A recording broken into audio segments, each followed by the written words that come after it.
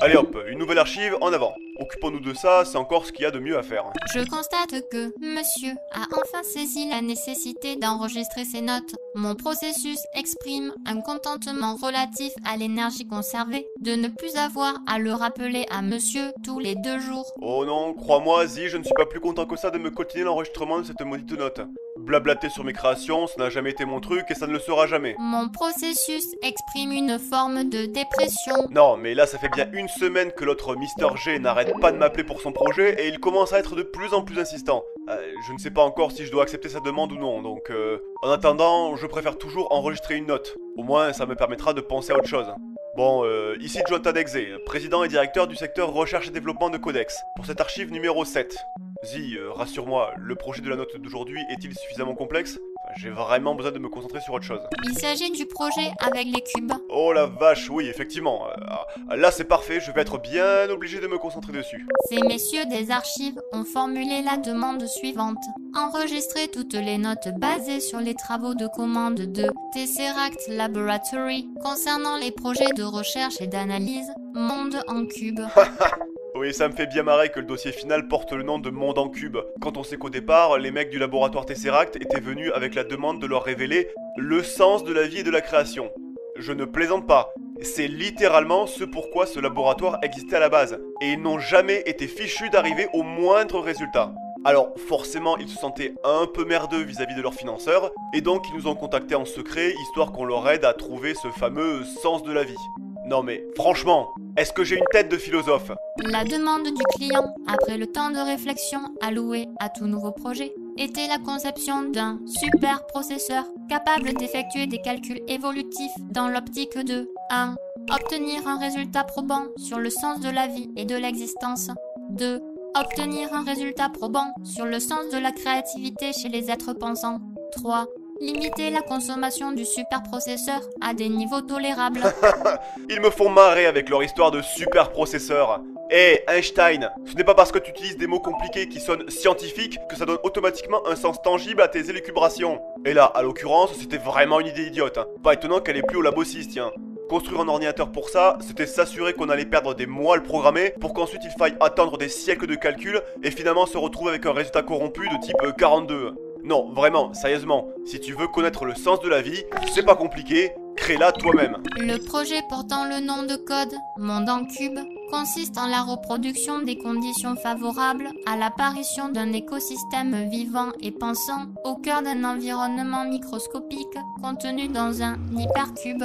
Ah, ils étaient dubitatifs au départ, hein. Pas besoin d'être particulièrement morphologiste pour lire sur leur visage le sentiment que je leur apportais un projet de classe scientifique de 3ème.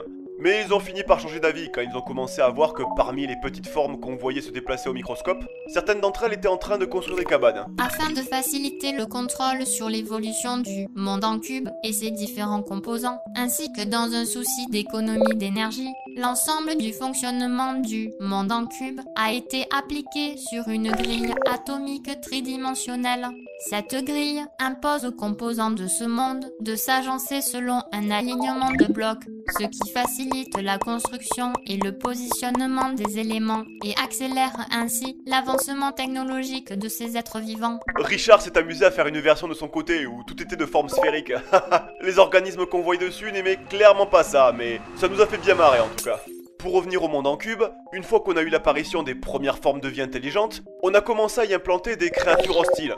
Certes, l'objectif était de connaître le sens de la vie, mais que serait-il sans le sens de la mort? Le jour de l'implantation des créatures hostiles, la population des êtres intelligents du monde en cube chuta de 82%. Non, mais c'était une courbe prévisible de toute façon. Et puis, je le rappelle, le but était aussi de révéler le sens de la création. Intégrer à cet univers des êtres destructeurs, c'est également un bon moyen pour stimuler la création. De ceux qui vont survivre en tout cas. Tiens, par exemple, explique-leur le fonctionnement du Creeper, Zi. La créature hostile nommée Creeper est un animal de la famille des sauriens octaèdres. Au sein de son abdomen se trouve une cavité dans laquelle est présent un noyau de sodium. En cas de menace, la température de son corps augmente, ce qui provoque une condensation de son eau qui remonte jusqu'au noyau de sodium. Après quelques secondes, une réaction est provoquée entre l'eau et le sodium, ce qui provoque une violente explosion. Eh bien, on en a fait plein des comme ça. Même s'il faut avouer que l'équipe marketing a pas été d'une énorme créativité ce jour-là, hein. Zombies, squelettes, araignées... Ok, bon, donc c'est un projet scientifique ou c'est un train fantôme à la fête foraine? La créature hostile, nommée araignée, est un... Non, mais laisse tomber, hein. On va pas s'amuser à expliquer chacune des créatures une par une. Je n'ai pas que ça à faire non plus, hein. Si les mecs des archives veulent plus de détails, ils n'auront qu'à me faire un mémo. Mieux vaut expliquer comment ce petit monde en cube parvenait à trouver son carburant. Parce que l'air de rien, c'est que ça consomme de faire fonctionner tout un monde, même s'il est cubique et minuscule. L'environnement nommé The Nether est un environnement de l'hypercube situé sur chacun de ses 4 côtés, ce qui en fait, théoriquement, un univers parallèle à celui du centre. Cet environnement fonctionne comme une chaudière afin de convertir la vapeur obtenue par la combustion en énergie exploitable pour le monde central. Même si ce n'est pas un super processeur qui mettrait 1000 ans à te dire un chiffre, il faudra encore quelques années avant que cette expérience donne ses premiers résultats. C'est pour ça qu'il valait mieux éviter que l'énergie nécessaire dépende d'un branchement extérieur. Imaginez si les labos avaient une panne de courant... Les cendres issues de la combustion de The Nether sont stockées dans l'environnement intitulé The End. La vapeur, quant à elle, une fois évacuée, est stockée dans l'environnement intitulé The Heaven. Ça fait déjà quelques années que le projet est lancé. Ils ont déjà obtenu quelques résultats intéressants, mais rien de probant. S'ils veulent une réponse tangible sur le sens de la vie et de la création, à mon avis, il va leur falloir encore attendre jusqu'en 2023. Encore heureux qu'ils aient payé d'avance. Monsieur, je reçois une demande de mise en contact par un certain Monsieur G. Dois-je vous mettre en relation? Ah, mais il va vraiment jamais me lâcher, lui, hein. Eh bien, vas-y, opère la mise en contact, Zi. Bonjour, monsieur Exé. Ravi de voir que vous acceptez enfin de répondre à vos appels. Ce n'était pas à mes appels que je ne répondais pas, juste aux vôtres. Parce que je sais pertinemment ce que vous allez me demander. Nous avons besoin de cette technologie, monsieur Exé. Cela fait trop longtemps que notre concurrent la conserve sans en faire quoi que ce soit de constructif. Et vous voulez en faire une arme, j'imagine. Venant de votre part, ce ne serait pas particulièrement étonnant. Depuis quand ce genre de principe vous préoccupe, monsieur Exé? Il ne m'a jamais semblé que la moralité soit l'un de vos traits de caractère. Qui plus est, je sais pertinemment que vous avez commencé vos recherches sur le projet du transfert de cette technologie. Peut-être est-il temps d'y procéder, ne croyez-vous pas? Il faut que j'y réfléchisse. Laissez-moi encore un peu de temps et vous aurez ma réponse. Quant à toi, Zi, conclue l'enregistrement, je te prie. J'ai besoin d'un café. Messieurs des archives, nous vous remercions d'avoir réceptionné cette note numéro 007 de Codex. Nous vous rappelons que notre réseau s'étend également sur Facebook et Twitter.